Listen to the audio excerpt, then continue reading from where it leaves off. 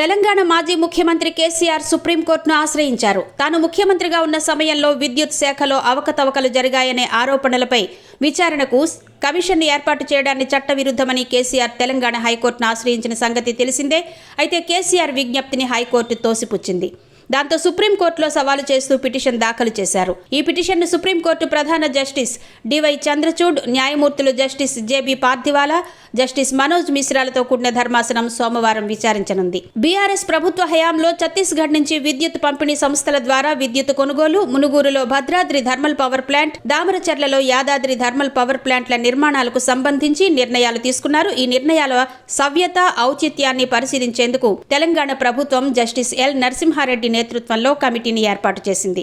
ఈ నోటీసులపై స్పందించిన KCR justice Narasimha Reddy commission కు 12 పేజీల లేఖ రాశారు. విద్యుత్ కొనుగోలు ఒప్పందాలలో అన్ని రకాల చట్టాల నిబంధనలు పాటిస్తూ ముందుకెళ్లామని చెప్పారు.